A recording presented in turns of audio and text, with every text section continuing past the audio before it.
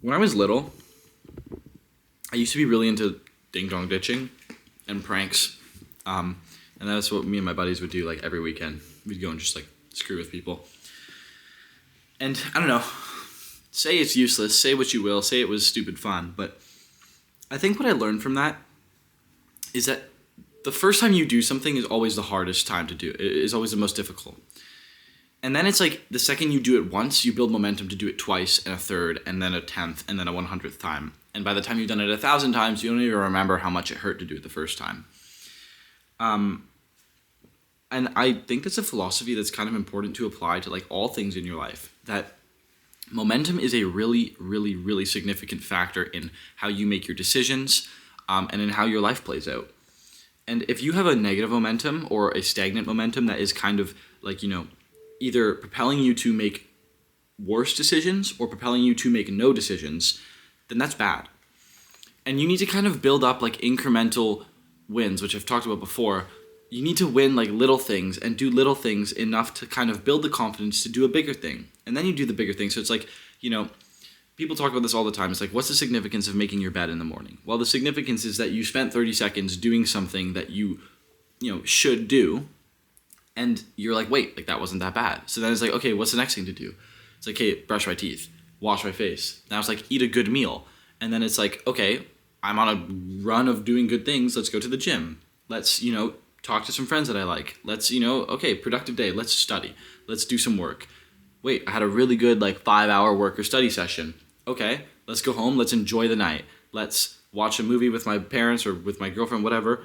Then let's go to bed early and let's wake up early. And then, it's like that kind of thing. Like you need to do the little things that kind of make you want to do more and more of the little things, which eventually leads to doing the big things. And I learned that through ding dong ditching because it was like the first time that you walk up to the door or run up to the door, like a little piece of shit that you are when you're 12 years old. It's so scary. You're like, oh God, there's about 101 things that could go wrong. And I had about 101 things go wrong. And then the fear kind of zaps itself and it's gone.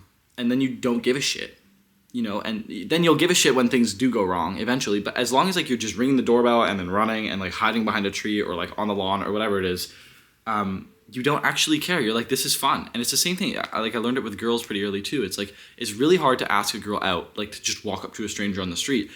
But you find that the second you do it to one girl, then it's like, wait, first of all, if they say no, it doesn't matter because in probably a week they won't remember who you are.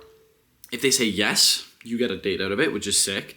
And if they scream and run away from you, then I don't know, you may or may not go to prison, but that's not really the point because it's kind of an anomaly. But it really is about doing it once and then twice and building on the momentum of doing it more than once and more than twice until you can just do it without thinking about it and without worrying about it. And it's hard. It's really hard because especially if you stop, I'll just use the girl example again, it's if you're talking to a bunch of girls and going out and asking people for their numbers and then maybe you get a girlfriend through that and then you date a girl for 6 months or a year or whatever and then you break up and it's oh, now I'm back. The first girl that you talk to after that is going to be scary again.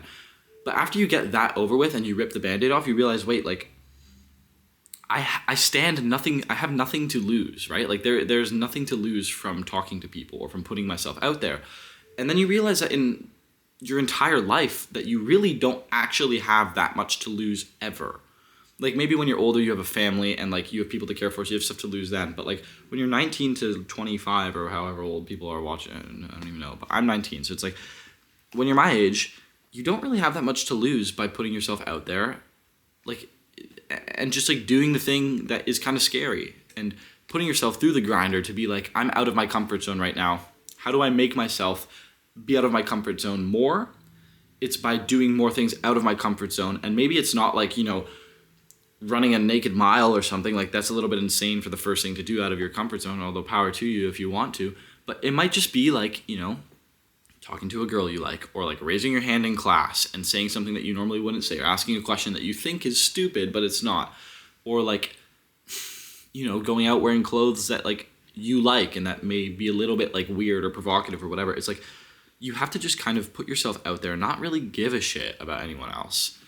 And the more you do it a little bit, the more that you change your life incrementally, the more that you'll find you'll change your life on the macro scale. And the easier it'll be to make big decisions and to move quickly and to adjust and to find things that you like more. So I think that's a really key thing. I think it's really key to kind of do things as much as you can and rip the Band-Aid off and get the repetition out there and make sure they're things that scare you. Like literally go out and find something that scares the living shit out of you and then do it 10 times. Right? Like I'm just going to keep saying it. If it's a girl, like go ask 10 random girls for their phone number that you don't give a shit about. If you like one girl, find 10 girls who are not that girl. Ask those 10 girls for their phone numbers. You'll find by the time you've done asking them for their phone numbers, you may or may not have found one of those 10 that you actually like more than the girl you already liked. Or you'll find that you've asked 10 out, so what's one more? And then you'll probably go and talk to the girl that you do like. Yeah, so